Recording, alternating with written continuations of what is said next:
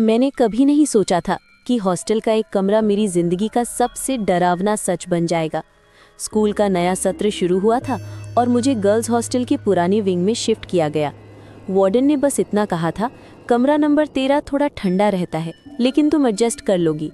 उसकी आवाज़ में अजीब सा ठहराव था, जैसे कुछ छुपा रही हो। पहली रात कमरे में घुसते ही मुझे अजीब सी गंध आई, पुरानी किताबों और गीली दीवारों की मिली-जुली महक।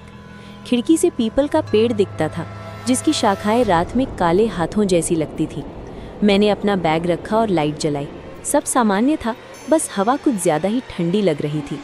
रात करीब 12 बजे, जब बाकी हॉस्टल सो चुका था, मुझे लगा किसी ने मेरा नाम पुकारा।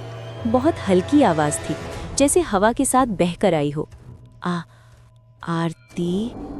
मैं चौंक गई। मैंने दरवाज़ा खोला। कॉरिडोर में सन्नाटा था। बस दूर कहीं से दूर घंटी की आवाज़ आ रही थी, जो हर घंटे बजती थी। मैं वापस आकर बिस्तर पर लेट गई, लेकिन नींद नहीं आई। तभी मैंने देखा, मेरी टेबल पर रखा रजिस्टर अपने आप खुल गया।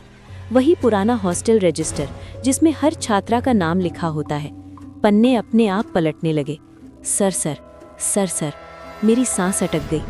फिर अचानक पेन जमीन से उठा, सच में उठा, बिना किसी हाथ के, और रजिस्टर पर एक नाम लिखा गया, अनन्या।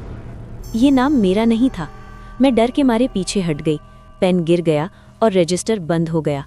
कमरे में फिर वही सन्नाटा। मैंने खुद को समझाया कि शायद नींद में सपना देखा होगा। अगले दिन मैंने अपनी रूममेट सीमा को बताया। वो हंस पड़ी। कमरा 13 में ऐसा कुछ भी नहीं होता, लोग बस अफवाहें फैलाते हैं। लेकिन शाम को जब हम क्लास से लौटे, सीमा अचानक बोली, आरती, ये देखो। उसने हॉस्टल बोर्ड पर चिपकी पुरानी फोटो दिखाई। एक लड़की, बिल्कुल मेरी उम्र की। नीचे लिखा था, अनन्या वर्मा, 2012 से 2018। मैंने पूछा, ये कौन है? सीमा की आवाज़ धीमी हो गई। कहते हैं वो यहीं हॉस्टल में रहती थी, इसी कमरे में। मेरे शरीर में सिहरन दौड़ गई। उस रात फिर वही हुआ। जैसे ही लाइट बंद की, मुझे महसूस हुआ कि कोई मेरे बिस्तर के पास खड़ा है। हवा सरसराती है। धीमी सी परछाई दीवार पर बनी।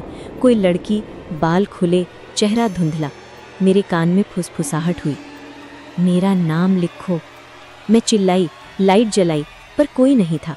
सिर्फ वही रजिस्टर मेज पर खुला पड़ा था। अगले दिन मैंने लाइब्रेरी में पुराने रिकॉर्ड ढूंढे।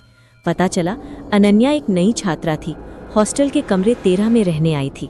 1 हफ्ते बाद अचानक बीमार पड़ गई और फिर उसकी मौत हो गई।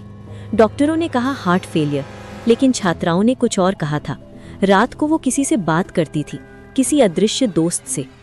तीसरी रात कमरे में ठंड इतनी बढ़ गई कि सांस से धुआं निकलने लगा। दरवाज़ा चरमराया। दरवाज़ा अपने आप बंद हुआ। खिड़की जोर से हिलने लगी। मैंने देखा, रजिस्टर फिर खुला था। इस बार पन्ने पर लिखा था, अब तुम्हारी बारी। मेरे पैरों तले जमीन खिसक गई।